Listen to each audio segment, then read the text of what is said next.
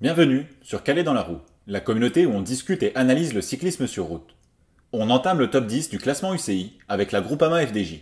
En légère régression après 2 saisons conclues à la 7ème place, l'équipe de Marc Madiot a également perdu son statut de meilleure équipe française en 2024. La Groupama FDJ s'est imposée 15 fois, dont 3 en World Tour, avec 7 coureurs différents. C'est peu, et même la pire performance de l'équipe depuis 2001 sur le plan comptable. L'effectif est solide pour les classiques du Nord, avec Stéphane Kung et Valentin Madouas, et David Gaudu pour les monuments de grimpeurs-punchers. À San Remo, Laurens Pitty, Kung et Quentin Paché sont dans le deuxième groupe, et Pitty termine 15. Au Tour des Flandres, les leaders attendus sont décevants, et Madouas franchit la ligne 16e, au 3e échelon de la course. Pitty est élu en meilleure posture, avant d'exploser dans les 30 derniers kilomètres. Kung prend une belle 5e place à Roubaix, en coinçant dans le carrefour de l'Arbre, alors qu'il était dans le groupe pour la 2e place. Pitty termine 7e, après une chute à 30 km du Vélodrome, alors qu'il était aussi dans le bon wagon. Sur Liège-Bastogne-Liège, Romain Grégoire était à l'offensive dans un groupe pour la 2e place avec Bardet. Finalement repris grâce au travail de Van Der Poel notamment, c'est Madouas qui signe le meilleur résultat en étant 7e au sprint. En Lombardie, Gaudu est un solide 9e. Pour le Giro, l'effectif n'est pas flamboyant, avec uniquement Pitty pour les sprints et quelques baroudeurs, mais aucun autre coureur de renom. Lors de l'étape 5, Enzo Paleni est dans l'échappée de 4 qui se joue la victoire. À l'attaque de Pietrobonne à 800 mètres de la ligne, le jeune Français roule tout seul pour ramener le groupe, et paye son manque d'expérience dans ces moments, puisqu'il n'a plus d'énergie pour le sprint et finit 4. Pitty ne rentrera qu'à 2 reprises dans le top 10, avec une 4e place comme meilleur résultat. Paleni est 56e au classement général à Rome.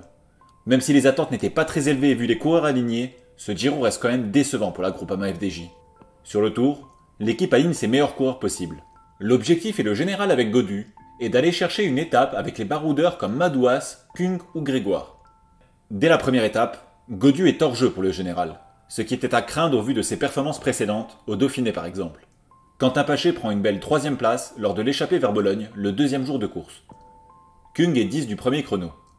Lenny Martinez, aligné en dernière minute sur le tour et hors de forme, est invisible jusqu'à son bon chrono final à Nice, où il se classe 11e. Et c'est malheureusement tout ce qu'il y a à dire sur la Groupama FDJ sur ce tour. Madouas finit 25e au général, et même si l'équipe n'a pas été avare en efforts, les résultats sont déprimants. D'ailleurs, à l'exception d'Uno X qui a découvert le tour en 2023 et pas encore gagné, toutes les équipes se sont imposées plus récemment que la formation française, qui attend un succès depuis Thibaut Pinot au Tourmalet en 2019. Pour la Vuelta, Gaudu est le leader, même s'il n'est pas clair sur ses objectifs entre le général et les victoires d'étape. Kung pour les chronos et Paché en baroudeur auront aussi de bonnes opportunités pour s'illustrer. Le rouleur suisse est 4e du prologue inaugural. Dans une Vuelta peut-être encore plus désertée que d'habitude par les coureurs les plus rapides du peloton, il se découvre une passion pour les sprints, et se classe 3 fois dans le top 10, signant une 4e position comme meilleur résultat. Paché est 6 lors de l'étape 7, puis dans la bonne échappée lors de l'étape 10. Après avoir distancé ses compagnons de fortune avec Van Aert à 30 km de la ligne, il ne peut rien contre le Belge en 1 contre 1 et termine 2e. Après avoir perdu du temps la première semaine, Gaudu est dans l'échappée sur l'étape 9. Il finit loin du vainqueur Adam Yates, mais l'avance prise lui permet de franchir la ligne dans le groupe des favoris et de remonter au 10e rang au général. Il monte en puissance sur le reste de la Vuelta, en étant notamment 2e et le meilleur derrière Roglic dans l'Alto de Moncalvillo sur l'étape 19. Après une nouvelle belle performance sur la dernière étape de montagne, il est 5e à l'entame du chrono final, mais perd sa place au profit de Skelmose. La déception de l'équipe est largement compensée par la victoire de Kung lors de ce contre-la-montre. Une 6e place au général et une étape, c'est une Vuelta de très bonne facture pour la Groupama. L'équipe française a un effectif solide pour le World Tour, mais sans sprinter, et vise donc les généraux et les classiques en priorité.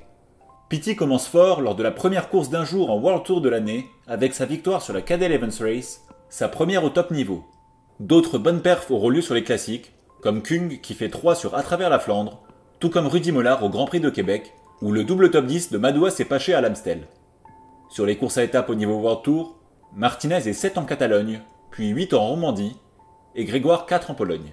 En continental, Gaudu gagne une étape du très disputé Tour du Luxembourg et finit 3e au général. La Groupama FDJ termine l'année au 10e rang mondial et Kung est 29 au classement individuel. Il est pas mal sur le début de saison, avec son podium sur À travers la Flandre et un top 5 à Roubaix, son 3e de suite. Il remporte 3 victoires en 2024, tout en chrono, dans un beau sur la Vuelta. Le Suisse est cependant décevant sur le contre-la-montre au JO et aux mondiaux, 8e à chaque fois, ou même au championnat d'Europe, où il est le favori, mais finalement battu par Affini. Après toutes ces années au top niveau, il a enfin gagné ailleurs qu'en Suisse en World Tour, et je lui souhaite de continuer dans cette voie pour l'année prochaine. Attendu sur les Flandriennes après son podium à Audenarde en 2022, Madouas a finalement mieux performé aux Ardennaises, 6 à l'Amstel et 7 à Liège. Combatif sur le tour mais pas au top de sa forme, le highlight de sa saison et même de sa carrière a lieu au JO, où il suit Remco pendant un moment et décroche une magnifique médaille d'argent. Pas de victoire pour lui cette année, et on en attend désormais plus vu son niveau. Il doit garnir son palmarès car il est dans ses plus belles années. Pour Gaudu, le début de saison n'est pas génial, à part le week-end dans le Jura, où il est 3 sur la classique Grande Besançon et victorieux au Tour du Jura. En 3e voire 4e rideau en World Tour, ça se confirme sur le Tour de France où il est fantomatique. Il fait cependant une bonne Vuelta qui, je l'espère, va le relancer mentalement car il termine 6 au général en étant à la lutte avec les meilleurs. Il conclut bien l'année au Luxembourg avec un succès et un top 10 en Lombardie. C'est un coureur attachant, mais qui semble avoir atteint son plafond, et Groupama devrait arrêter de lui faire porter toute la pression du général sur les épaules. J'aimerais le voir doubler Giro et Vuelta l'an prochain pour délaisser un peu le Tour et la pression des médias qui en découle. Grégoire connaît un bon début de saison, avec une 2e place sur la Fonardèche classique et surtout sa première victoire en World Tour au Pays Basque, ce qui était un des objectifs de sa saison.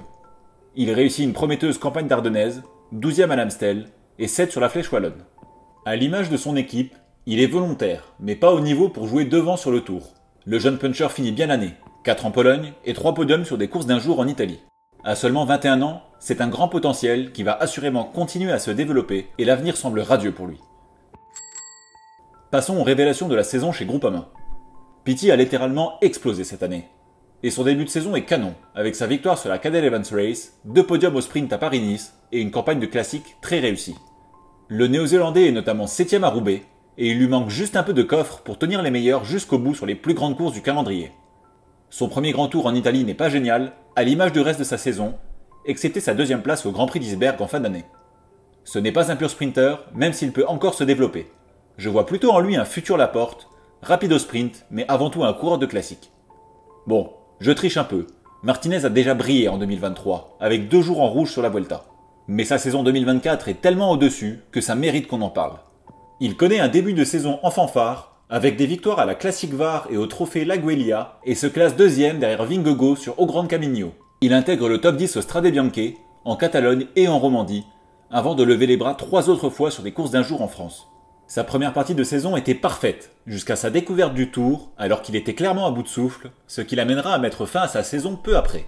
Pur grimpeur, il a aussi montré de vraies qualités pour les courses d'un jour en 2024.